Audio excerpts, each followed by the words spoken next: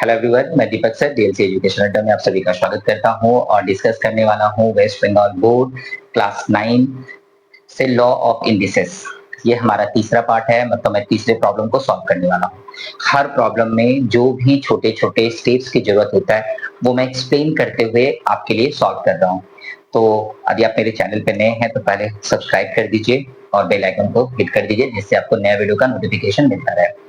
और यदि आपको डिस्कशन अच्छा लगेगा तो प्लीज लाइक एंड शेयर कर दीजिएगा। चलिए आ जाइए, देखते हैं इसमें।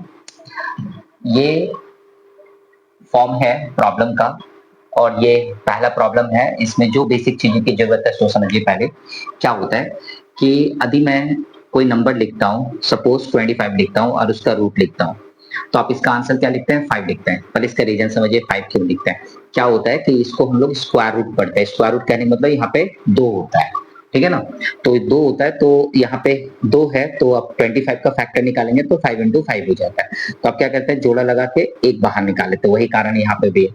यदि आप इसको ध्यान से देखें, कभी कभी थर्ड रूट होता है, इसका मतलब 125 है। तो आप क्या करते हैं, इसको 5 into 5 into 5, और आप इसको थर्ड रूट में क्या करते हैं, थर्ड रूट लिखते हैं।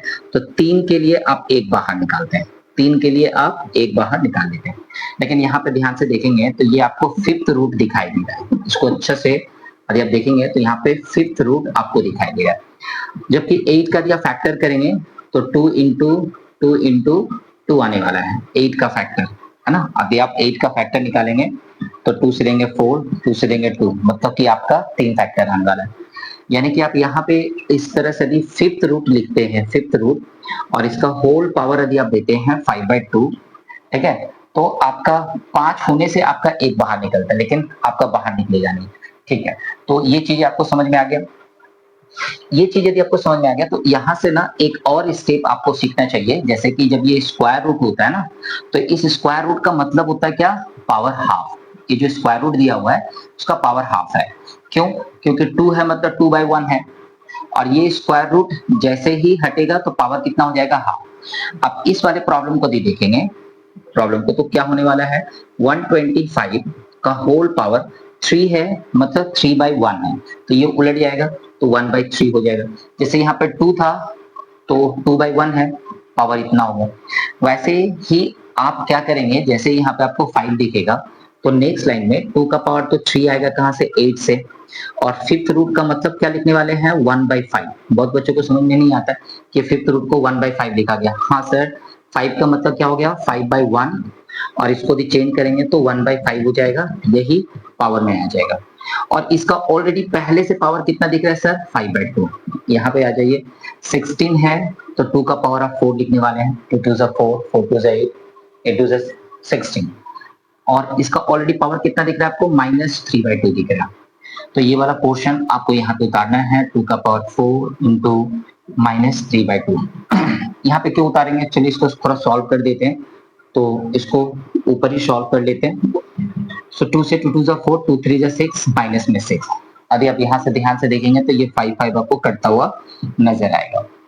तो यानी कि 2 का पावर ऑलरेडी 3/2 हो गया, और इनटू में फिर आपका 2 का पावर माइनस में 6 हो गया, यही है।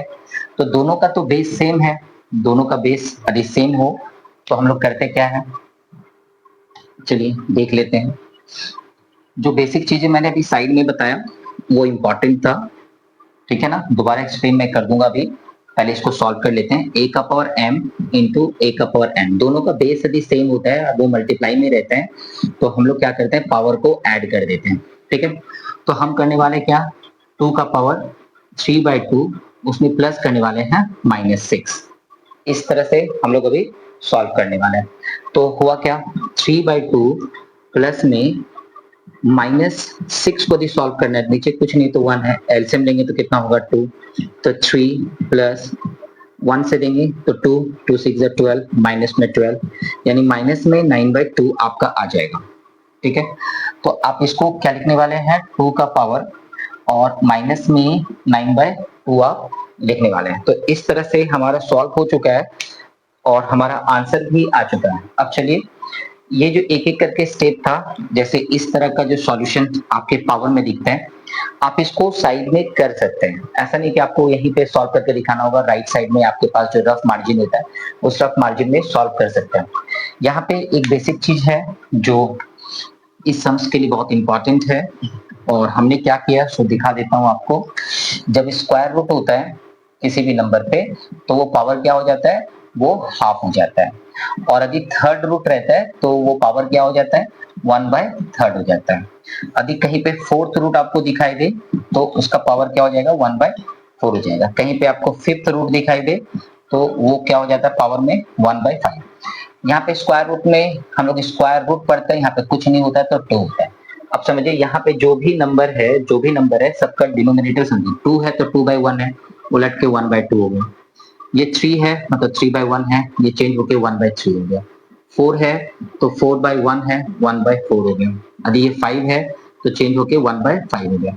तो ये एक स्टेप था जो कि यहाँ पे हम लोगों ने यूज किया था।